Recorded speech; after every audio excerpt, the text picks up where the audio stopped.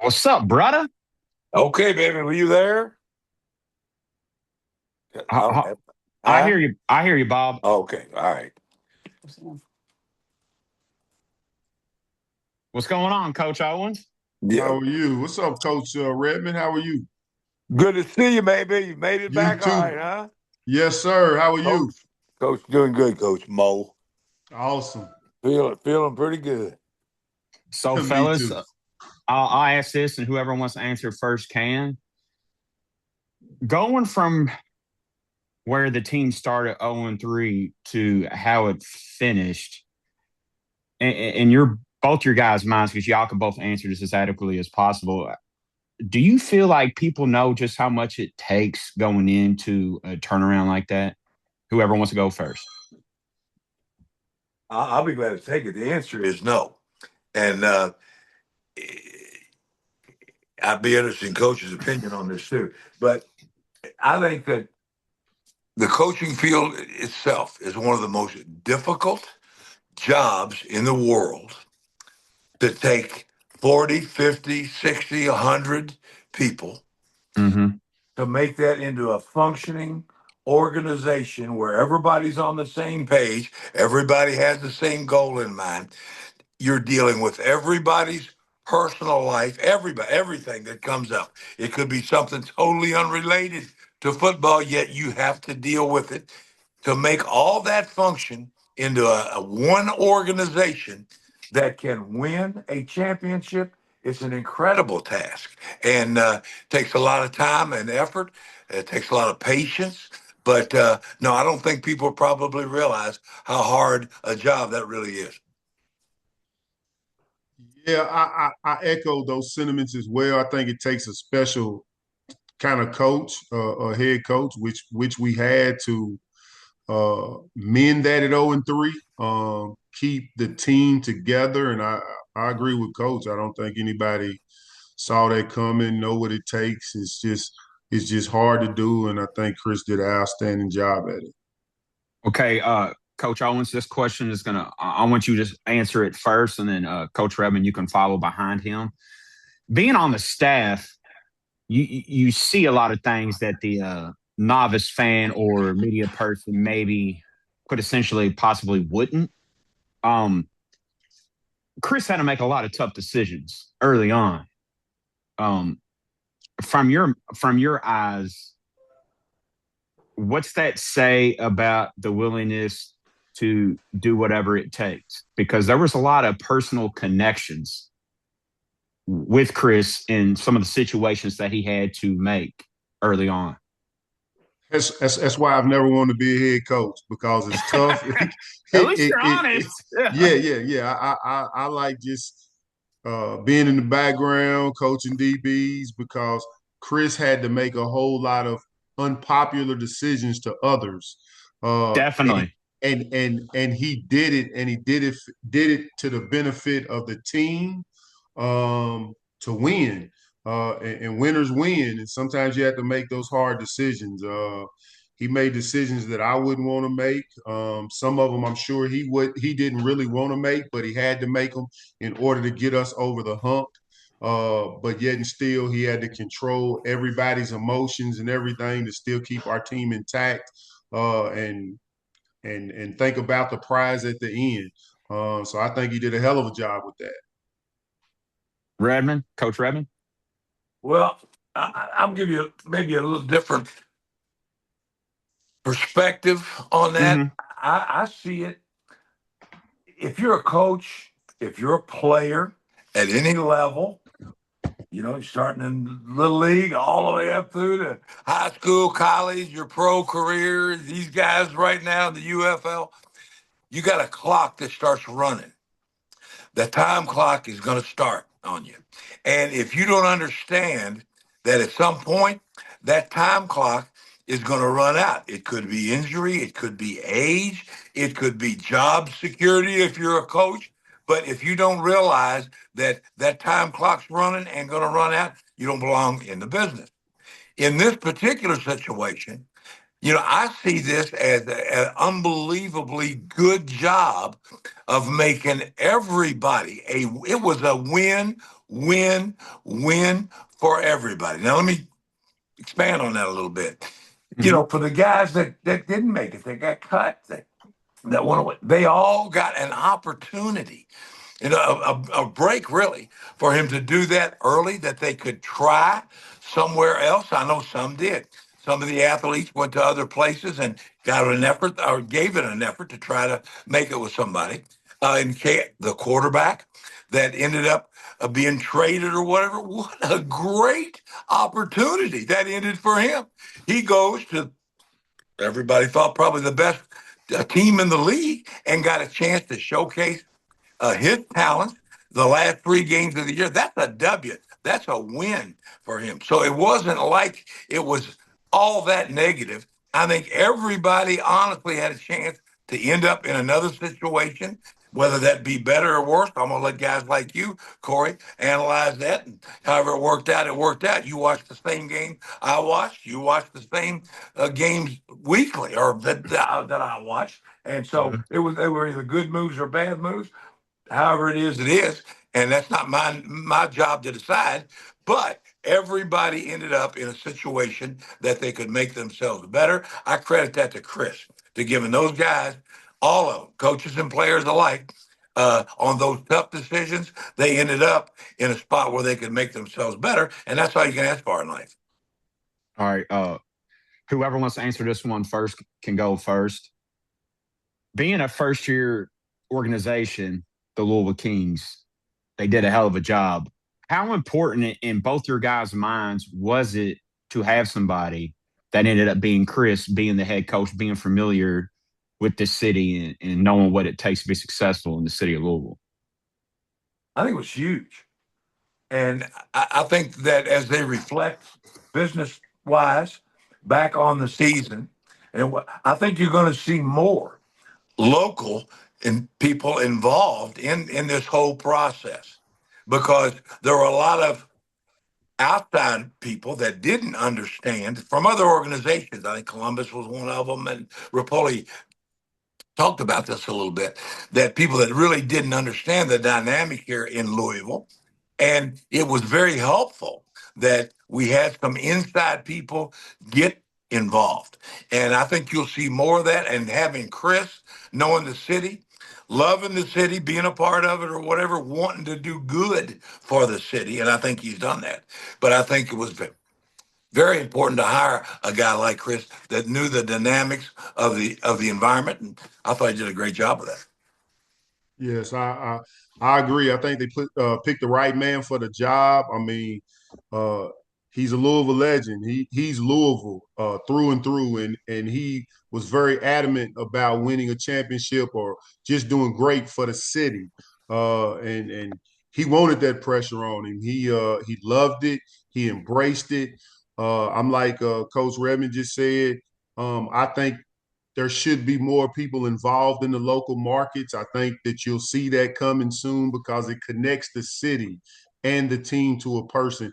And I don't think there was no other person, period, that they could have got to run that organization as a head coach. They did he did an awesome job by picking Chris, and Chris did an awesome job by just standing with the city. And he let the players know every day that Chris supports our city. He is our city. Born and raised is his city. And he wanted it so much to bring this home to this city.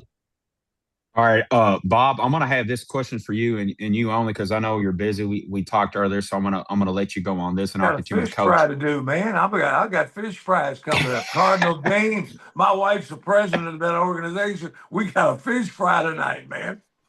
All right, Coach Redman, I'm gonna ask this question from the mindset of a parent watching your child do what he did. How did that make you feel as a parent? And then how much of your teachings that you instilled in him, how much of yourself did you see out there coaching? A whole lot, actually, a whole lot. Chris has the ability. I think Coach Moe probably got a chance to see that too. That he can make any negative into a positive. He has a positive outlook on life. Period. I'm not saying that that all came from here. It didn't. His mother's involved. This home was involved in his development or whatever. But we look at life through a positive lens. Chris has done that in all aspects. I'm gonna give you an example. He's on his way. Coach Moe doesn't know this one yet, but he's on his way home from Texas. Okay, had to go back to Texas, take care of the apartment, get all the stuff packed, get his boat. Yeah, he had his boat down there. Chris is an outdoorsman, loves to fish. So he's got his boat hooked up, headed back. He's going to actually stop at Ole Miss. Got an apartment down there to kind of halfway and then come on back today. Blows a bearing out. So he's on the side of the road with a wheel hanging off. What's he do? He calls a friend of his that we fish with, professional fisherman. Got a guy 45 miles away that's going to come get Chris hooked up, get him to a hotel, pick up his boat. And what does this all end up in? He ends up fishing today with this guide on Lake Fork. He turns an absolute roadside disaster into a fishing trip. Now, that's been this kid's story. It's all his life. He can take negative situations, not panic, handle situations, do what has to be done, and create something good. I think that's what I was watching out there at Lynn Family Stadium from beginning to end, the bad part and the good part. And so I think that's a good description of where Chris is in his life. Coach Redman, I want to thank you for your time. I know you got to go. I appreciate it, and good luck on the frying the fish. I might have to come by and get some. Well, all you got to do is get there with the soccer stadium. So come on. Corey, it's the best fish you ever tasted. I've been getting it for the last 3 years. I missed it last year. Man, it melts in your mouth, brother. Coach Redman, you take care. Coach Owens, I got a few more questions for you. All right, love you, Coach. All right, baby. Love you too, Mo.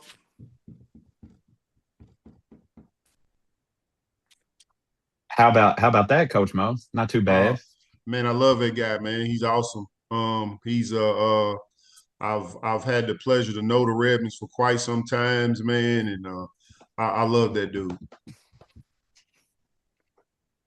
So Coach Moe, how did it come about for you becoming part of the staff? What was that process like for you? Well, actually, when Chris first got the job, he asked me to come along because we have a relationship with each other through Christian Academy. He's coached with us and helped us win a state championship for the last 3 years. Last year he didn't coach, so when it first came about, I told him if he needed me, I'd be willing to help him. Well, we had some hookups, some hiccups getting me in because the league wanted big name people. Of course, I'm not a big name person. So he found another way to actually get me in so I can help. So I'm with a group called the National Minority Coalition of Coaches. So they have a thing where you do it for 2 years and stuff like that. So Chris got in touch with our defensive coordinator, Jamie Sharper, and that opened the door for me to get in. They have a partnership with the UFL, so that's how this all came about. So I was just glad to be of assistance any way I could and assist Chris because he's my brother, a good person, and I just am blessed to have relationships with the Redman and the coaches that I've come in contact. He's helped me out a great deal. When did you know, despite starting 0-3, that you guys had potential to ultimately end up doing what you guys do, and that was win the league? Well, we've always had potential despite the 0-3 start. Chris is the reason why he never let doubt slip in anybody's head. After every game, he told us how well we did. He told us that we was headed in the right direction. Y'all were. I've seen improvements each game. It wasn't like y'all were stagnant. Y'all kept pushing forward each game. Right. So there was never any doubt in my mind that we were going to get this ship turned around because we were just that positive that we wasn't going to let it slip away somehow, some way. Now, did I think we would win the UFL Bowl? I knew we had the potential to. It Mm-hmm. was just a matter of how we was going to get there, what was going to stay together, was everybody going to keep the positive momentum, and we did. So undoubtedly, this is where we ended up. What do you think it means for the league to have a city like the one we live in of Louisville to be a part of it? You know, for the longest, we've always clamored that Louisville deserves and should have a professional either basketball team or a football team. I'm not worried about it. It's life. It makes it authentic. Right. Dogs are dogs. We're good. Yeah, I think the city needed a professional football team or a professional sport, period, because the sports fans here, we're sports fanatic. We just want something. And again, I think it came about at the right time. Um, we definitely made history. An expansion team winning any type of the whole thing in any league is unprecedented. Especially the first year, too, at Yes, that. exactly. It's unprecedented. And I'm just happy to be a part of it. All right, I got one more question for you before we end this. And it's not because of the dogs. I know you're a busy man too. Looking back at what you guys had been through to get to where you guys are at as a collective staff and unit, aside from winning it all, how do you want this year's squad and staff to be remembered aside from being champions? As a positive influence on the community, a staff that actually, even the ones that aren't from here, I believe the only ones that are from here is me and Chris. And as far as the coaching staff, but all the coaching staffs bought into Louisville. The whole coaching staff wanted to do it for the city of Louisville. They wanted to be ambassadors for the city of Louisville. And that's how I want us as a staff and as teams to be remembered, because even our players, they loved when it was time to come home for home games. They couldn't wait to get to Lynn Family Stadium. So even though the fans didn't see it, they didn't hear it, everybody embraced the city of Louisville. We were glad to be a part of it. And that's how I want us to be remembered, not just as champions, but actual real ambassadors for the city of Louisville. Coach, congratulations. And I'll be seeing you here soon, what, 6 weeks when the high school season starts? You better believe it. We're going to do it again. I appreciate you. You take care, bro. Take care. Thank you. You too. Yes, sir. Bye-bye.